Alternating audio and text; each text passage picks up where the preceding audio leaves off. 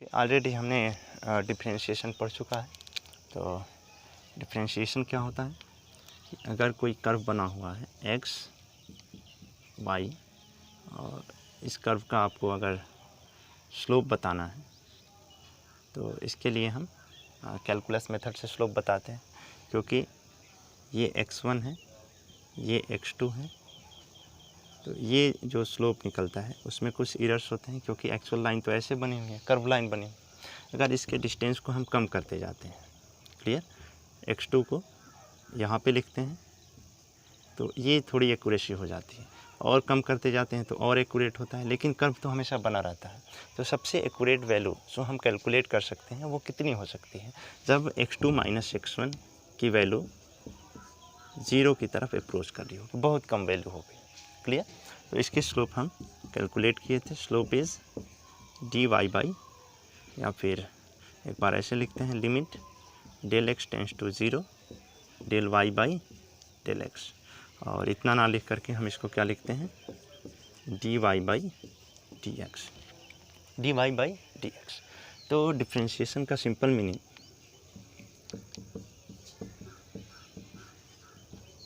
Differentiation, इसमें हम difference पता करते हैं और उसके बाद डिवीज़न करते हैं। तो इसमें दो कैलकुलेशंस होती हैं, one is difference plus division, और ये क्या है, dy by dx, slope of any curve. So difference plus division is the differentiation. Okay, अब आते हैं इंटीग्रेशन पे। तो जैसे डिफरेंशिएशन एक ऑपरेशन है मैथमेटिक्स में, उसी तरह से इंटीग्रेशन। तो इसको समझते हैं। सपोज़ ये कर्व है, ये x और ये y, और कर्व कुछ इस तरीके से बना है, इस तरीके से बना है, और कर्व के अंदर जो एरिया आ रहा है उस एरिया को हमें कैलकुलेट करना है, ये एरिया कैलकुलेट करना है। तो इसकी एरिया की कैलकुलेशन के लिए हम यहाँ पे एक ऐसे बना लेते हैं, एक ऐसे बना लेते हैं, क्लियर। तो ये हमको एरिया मिल जाएगा, लेकिन इसमें कुछ पार्ट्स हैं जो छूट गए, उसका एरिया हमें नहीं मिल रहा है। इसका मतलब ये कि ये कैलकुलेशन सही नहीं है। अगर इसमें हम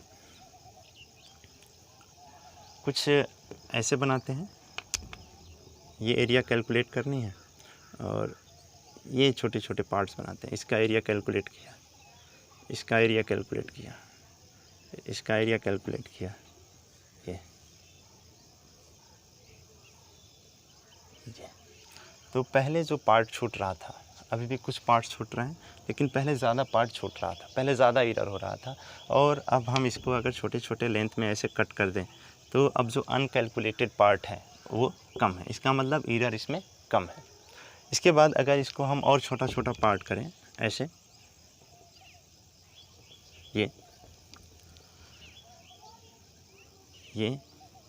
ऐसे छोटे छोटे पार्ट्स हमने किए इसके, और सबका हमने एरिया कैलकुलेट किया और फिर ऐड किया, क्लियर। तो अब हम देखेंगे कि इसमें जो एरर्स हैं पहले से भी कम हो गए। तो एक रिज़ल्ट हमको ये मिल रहा है कि अगर हम जितना छोटा पार्ट इसका करेंगे, ये x2 माइनस x1 की वैल्यू जितना कम करेंगे उतना हमको एक्यूरेट रिजल्ट आएगा, एरर्स उसमें कम होंगे। ओके, तो ये x2 माइनस x1, ये जो पार्ट्स, छोटे छोटे पार्ट्स हम कर रहे हैं, ये कितना कम हम कर सकते हैं, तो वो हम इतना कम कर सकते हैं कि अगर उसके नेक्स्ट स्टेप पे आप जाएंगे तो उसकी वैल्यू 0 हो जाएगी। तो हम इसको लिखेंगे x2 minus x1 is approaches to 0। अच्छा, तो इसकी एरिया कैसे हम कैलकुलेट करेंगे, तो y into del x, and if del x is tends to 0 then area is equal to y dx, area is y dx। तो ये एरिया हम छोटे से एलिमेंट के लिए कैलकुलेट किए हैं, ये dx के लिए कैलकुलेट किए हैं, बहुत छोटे छोटे पार्ट्स बनाए और उसके लिए कैलकुलेट किए। तो इसको हम लिखेंगे dA, area of element area. So dA, और टोटल एरिया हमें कैलकुलेट करना होगा, तो इसके लिए हम इंटीग्रेशन का साइन यूज़ करेंगे, y dx। इंटीग्रेशन का मतलब कि dx के लिए हमने एरिया कैलकुलेट किया छोटे छोटे पार्ट्स बना के, और सबको हमने ऐड कर लिया। चूँकि ये कंटिन्यूस सिस्टम हो गया, अगर इसमें बिल्कुल ऐसे पार्ट्स बने हैं तो ये कंटिन्यूस सिस्टम हो गया, तो उसके लिए हम समेशन यूज़ नहीं करते हैं, इंटीग्रेशन यूज करते हैं। तो ये जो साइन बनता है ये क्या है, इंटीग्रेशन है। क्लियर। और एरिया क्या हुआ, integration of y d x. उसी तरीके से अगर ये कोई स्प्रिंग है यहाँ पे अटैच है और यहाँ पे कोई ब्लॉक है, इसको अगर हमें इस डायरेक्शन में पुश करना है तो इनिशियली यहाँ पे फोर्स 0 होगा, यहाँ तक पुश करके आएंगे तो फोर्स की वैल्यू F1, और ज़्यादा अगर हमें पुश करना होगा तो फोर्स की वैल्यू कंटिन्यूसली हमें इंक्रीज़ करनी होगी। तो इसमें हम क्या करेंगे, कहेंगे कि फोर्स की वैल्यू कंटिन्यूसली चेंज हो रही है। इसमें अगर हमें वर्क डन कैलकुलेट करना है तो फोर्स तो कांस्टेंट है नहीं, हर जगह वेरी कर रहा है। तो उसके लिए हम dx लेंथ के लिए, dx डिस्प्लेसमेंट के लिए वर्क डन कैलकुलेट करते हैं। और dx इतना छोटा है कि यहाँ पे भी फोर्स की वैल्यू सेम और यहाँ पे भी फोर्स की वैल्यू सेम है, क्योंकि dx हम बहुत छोटा सा एलिमेंट डिस्प्लेसमेंट ले रहे हैं। तो इसके लिए वर्क डन लिखते हैं F और into dx, work done for displacement dx। इतने के लिए हमने कैलकुलेट किया, और उसके बाद अगर टोटल बताना होगा तो इसका हम इंटीग्रेशन कर लेते हैं, F dx। क्लियर। तो ये हुआ इंटीग्रेशन। इंटीग्रेशन में बेसिकली होता क्या है, मल्टीप्लिकेशन होता है, और मल्टीप्लिकेशन के बाद सबका एडिशन, लेकिन एडिशन कैसे, इंटीग्रेशन करके। तो इंटीग्रेशन को हम बोल सकते हैं कि एडिशन में 2 प्रोसेस होते हैं, one is multiplication and addition. Multiplication और एडिशन मिलकर के क्या बनते हैं, इंटीग्रेशन। तो अब इसको हम देखते हैं कि इसमें क्या था, डिफरेंशिएशन में क्या था, difference plus division is differentiation. Multiplication, addition, integration. Clear. इसमें हम क्या बोल रहे हैं, डिफरेंशिएशन। एडिशन का, मल्टीप्लिकेशन के अपोजिट हम क्या लिखते हैं, डिवीज़न, और एडिशन के अपोजिट हम क्या लिखते हैं, डिफरेंशिएशन। इसका मतलब कि ये डिवीज़न डिफरेंस इज डिफरेंशिएशन। तो इससे हम ये समझ सकते हैं कि इंटीग्रेशन के जस्ट अपोजिट क्या होता है, डिफरेंशिएशन होता है। Multiplication plus addition is integration. इसमें हम क्या बोलेंगे, मल्टीप्लिकेशन नहीं, division, difference is the differentiation. तो एक लाइन हम नोट कर लेते हैं, integration is the reverse process of differentiation. Reverse process of differentiation. तो डिफरेंशिएशन के लिए हमें कुछ फार्मूले याद हैं, उसके अकॉर्डिंग, उसकी हेल्प से हम इंटीग्रेशन के कुछ फार्मूले बना लेंगे। सपोज़ ऑलरेडी हमने किया हुआ है, ddx of x to the power n is n x to the power n minus 1। X N का differentiation n x n to the power -1 है। तो इसके लिए हम ये बोल रहे हैं कि इंटीग्रेशन इसके जस्ट अपोजिट होता है। इसका मतलब इसका अगर आप इंटीग्रेशन करते हैं तो क्या रिजल्ट आएगा, x to the power n। अगर x to the power n का डिफरेंशिएशन ये आया है तो इसका इंटीग्रेशन क्या आएगा, x to the power n। तो अगर हम इंटीग्रेशन करते हैं n x to the power n minus 1 dx, इसको हम बोलेंगे कि इसका इंटीग्रेशन कर रहा है x के रिस्पेक्ट में। ओके, तो ये हो जाएगा x to the power n। इसमें हम क्या समझ रहे हैं कि इसका जो पावर है उसमें हमने 1 ऐड कर दिया है। यहाँ पे n माइनस 1 है और यहाँ पे n है, इसका मतलब इसमें पावर में 1 ऐड हो गया है। और जो पावर आया है उसमें हम उसी से डिवाइड कर दिए हैं, तो ये n की वैल्यू कैंसिल हो गई है। तो सिंपली हम इसको ये लिख सकते हैं कि n x to the power n minus 1 plus 1 upon n। तो इसमें देखिए डिफरेंशिएशन में हम क्या करते हैं, पावर को पहले ड्रॉप कर देते हैं और उसमें -1 करते हैं। इंटीग्रेशन में हमें क्या करना है, पावर में 1 ऐड करना है और जो रिजल्ट आएगा उससे डिवाइड कर देना है। तो अगर मैं इसके लिए एक फार्मूला बनाना चाहूँ x to the power n dx, तो क्या करना पड़ेगा, इसके पावर में 1 ऐड कर लेंगे, तो n प्लस 1 और अपान कितने से डिवाइड करना है, जो पावर बचा है, यहाँ पे n बचा था तो हमने n से डिवाइड किया, तो यहाँ पे n, तो integration of x to the power n dx is x to the power n plus 1 by n। कुछ रिजल्ट्स देखते हैं। x to the power 2 dx, इसका अगर इंटीग्रेशन करना है तो इसके इंटीग्रेशन के लिए इसके पावर में 1 ऐड करेंगे और अपान में जो रिजल्ट आएगा उसको नोट कर लें। This is x to the power 3 upon 3।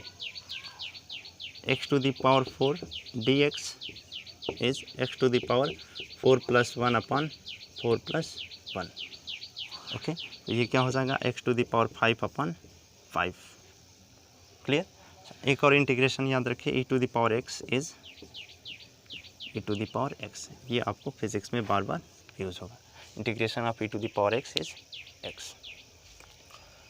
अगर x की वैल्यू 1 होगी तब इंटीग्रेशन कितना आएगा, तो x की वैल्यू 1 होगी तो x की वैल्यू में हम पावर में 1 ऐड कर लेंगे और अपान में 1 plus 1 is x square by 2। Clear. अच्छा, इसके बाद कुछ और इसके तरीके देखते हैं इंटीग्रेशंस के। Suppose x to the power 2 का डिफरेंशिएशन है 2x, तो 2x का इंटीग्रेशन भी क्या होगा, x स्क्वायर होगा। तो ये लिखते हैं D d x of x square plus 2, इसका डिफरेंशिएशन, तो एक्स स्क्वायर का 2x और 2 का 0, d d x of x square plus 50, इसका भी क्या 2x, d d x of x square plus 1000 is equal to 2x। तो ये सभी का डिफरेंशिएशन 2x आया है। अगर हम 2x का इंटीग्रेशन करते हैं तो क्या आएगा, एक्स स्क्वायर आएगा। लेकिन इसमें हम क्या देख रहे हैं, कहीं पे एक्स स्क्वायर प्लस 2 है, कहीं एक्स स्क्वायर प्लस 50 है, कहीं 1000 है। तो इसका मीनिंग ये कि अगर हम 2x का इंटीग्रेशन करते हैं तो इसके साथ कोई एक कांस्टेंट अटैच हो सकता है, जैसे ये है। तो इसके लिए हम इसमें एक कांस्टेंट ऐड कर लेते हैं c। ये c की वैल्यू कुछ होगी। क्योंकि ये c की वैल्यू डिफाइंड नहीं है इसलिए हम बोलते हैं कि ये इनडिफिनिट है। इनडिफिनिट c की वैल्यू एग्जैक्टली हमें नहीं पता है, कुछ उसकी वैल्यू हो सकती है। So this is indefinite and this types of integration is the indefinite integration. Okay, indefinite integration. अच्छा, कुछ इंटीग्रेशंस ऐसे हो सकते हैं x³ dx, जिसमें x की वैल्यू 0 से 1 तक है, इसको हम बोलते हैं कि लिमिट है। x की वैल्यू 0 से 1 तक हो सकती है, इसको हम बोलेंगे लोअर लिमिट, लोअर लिमिट, और इसको हम बोलेंगे अपर लिमिट। ऐसे इंटीग्रेशंस को हम कैसे सॉल्व करते हैं, तो सिंपली x³ का हम इंटीग्रेशन करते हैं, तो x टू द पावर 4/4, और ये लिमिट्स को हम ऐसे लिखते हैं। नेक्स्ट स्टेप में हम x के जगह पे 1 लिखते हैं, upper limit this is 1/4 minus lower limit, lower limit means ये जो 0 है x के जगह पे 0 लिख लेंगे, तो ये रिज़ल्ट आ गया 1/4। तो ये वाले इंटीग्रेशन में हम देख रहे हैं कि कुछ कांस्टेंट आ रहा है जिसकी वैल्यू हमें नहीं पता है, वो इनडिफिनिट है, तो इसको हमने बोला कि ये इनडिफिनिट इंटीग्रेशन है। इस इंटीग्रेशन में हमने कैलकुलेट किया और कोई एक डिफिनिट वैल्यू हमको मिली 1/4, तो इसको हम बोलेंगे कि ये डिफिनिट इंटीग्रल है। तो डिफिनिट और इनडिफिनिट में क्या अंतर है, इनडिफिनिट मीन्स वो कोई एक आपको रिलेशन बताता है, कोई इंटीग्रेशन करते हैं और आपको कोई एक रिलेशन मिलता है, तो उसको हम बोलेंगे कि वो इनडिफिनिट है, और जनरली उसमें कोई लिमिट नहीं लगी रहती है। डेफिनिट का मतलब जो आपको एग्जैक्ट वैल्यू कैलकुलेट करके देता है। अगर हमने बोला कि वेलोसिटी कैलकुलेट करिए, आपने इंटीग्रेशन किया और आपको 4 आंसर आया, तो हम बोलेंगे कि 4 डेफिनिट वैल्यू है, और ये इंटीग्रेशन को बोलेंगे ये डेफिनिट इंटीग्रेशन है। इसके बाद अगर हमें वेलोसिटी कैलकुलेट करनी हो, एक्सेलरेशन कैलकुलेट करना हो, तो उसके लिए कुछ तरीके होते हैं। Suppose velocity is equal to displacement upon time, तो displacement is equal to velocity into time.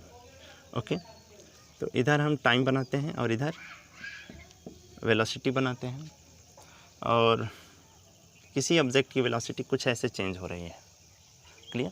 और इसके अंडर जो एरिया आएगा, ये एरिया, ये क्या रिप्रेजेंट करेगा, velocity into time, that is displacement. So area under the velocity time curve gives the displacement. तो ये एरिया अगर आपको कैलकुलेट करना है तो इसके लिए आपके पास क्या तरीका है, इंटीग्रेशन का। ये हम dt लेंगे और फिर उसका इंटीग्रेशन करेंगे। तो displacement is v dt, displacement for a short time dt is v into dt, clear. Total क्या होगा, integration v dt, integration v dt। तो अगर इसमें हम ये नहीं पूछते हैं कि आप डिस्प्लेसमेंट की वैल्यू कहाँ से कहाँ तक बताइए, कोई हम डेफिनेट वैल्यू आपको नहीं बताते हैं, तो ये रिलेशन आपको क्या देगा, ये रिलेशन आपको कोई डेफिनेट वैल्यू नहीं देगा, एक रिलेशन बस रहेगा, इक्वेशन रहेगा। तो इसको हम बोलेंगे कि ये अभी क्या है, इनडेफिनिट इंटीग्रल है। अगर हम ये बोलते हैं कि यहाँ पे टाइम 0 है और सॉरी यहाँ पे टाइम 2 है और यहाँ पे टाइम 5 है, तो आप बताइए कि इतने टाइम में 2 से 5 सेकेंड में डिस्प्लेसमेंट कितना हुआ। यहाँ पे आप लिमिट रख लेंगे 5। तो अब जो ये रिज़ल्ट आएगा, ये क्या आएगा, एग्जैक्ट रिज़ल्ट आएगा, कुछ पर्टिकुलर वैल्यू आएगी, तब हम बोलेंगे कि अब ये क्या बन गया, डेफिनेट इंटीग्रल बन गया।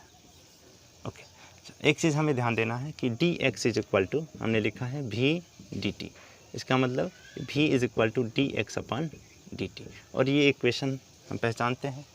तो अगर हमें dx कैलकुलेट करना होगा तो इस इक्वेशन को हम सिंपली इंटीग्रेट कर देंगे v dt। एक और रिलेशन हमें पता है dv बाई dt, और अगर हमें dv कैलकुलेट करना होगा तो क्या करेंगे, वेलोसिटी कैलकुलेट करनी होगी, तो इसका हम इंटीग्रेशन कर देंगे।